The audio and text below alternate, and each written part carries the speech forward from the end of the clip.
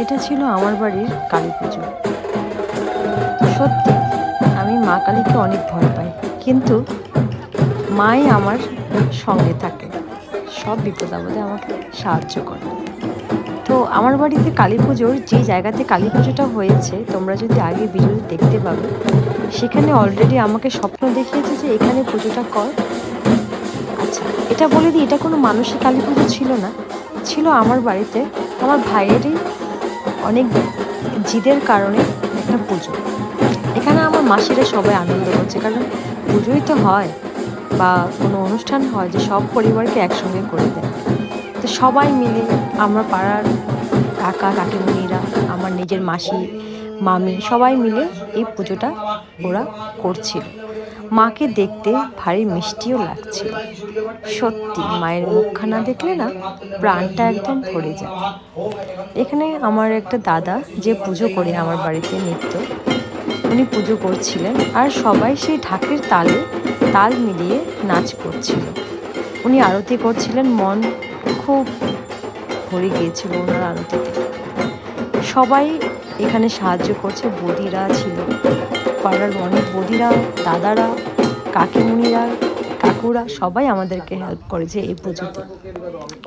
তারপর এটা ভোরের দিকে ছিল, যদিও আমি একটু একটু করে ক্লিপগুলি নিয়েছি।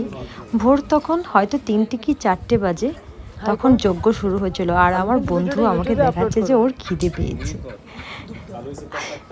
কি আর বলবো, আর দেখো সবার মুখটা শুকিয়ে গেছে, কারণ উপোস তো সবাই আছে এখানে অঞ্জলি দেওয়ার জন্য।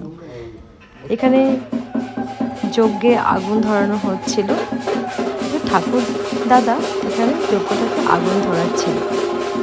আর যে পুজোতে সবচেয়ে বেশি যার জন্য করা হয়েছিল সেটা ছিল আমার ভাই। আর সবাই নামে নামে ঠাকুরদা যজ্ঞের কাঠে আগুন দেওয়ার জন্য আগুন ধরিয়ে দিল। তারপর দেখ কি সুন্দর যজ্ঞের আগুনটা জ্বলে উঠল। সত্যি তখন বেজে গিয়েছিল ভোর 5টা। এটা ছিল দ্বিতীয় দিনও অমাবস্যা ছিল।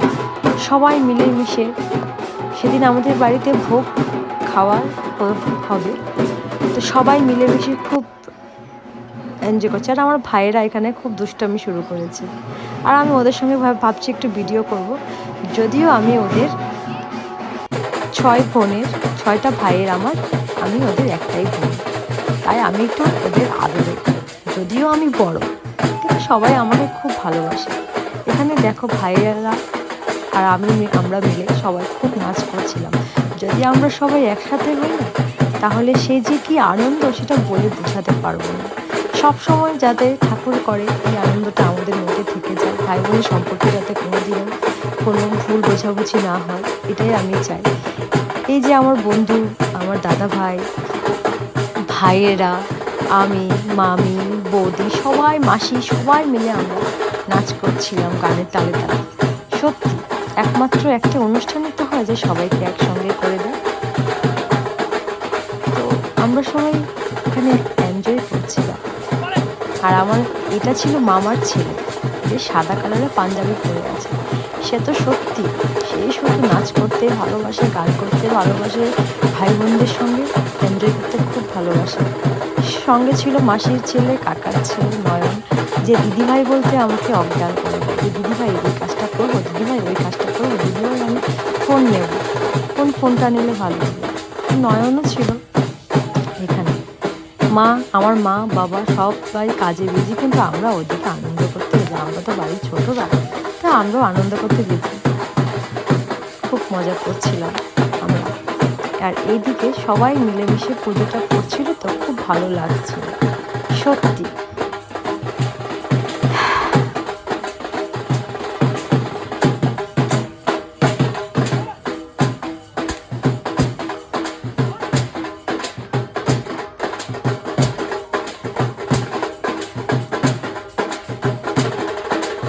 আজকের ভিডিওটা এতটুকু দেখালাম।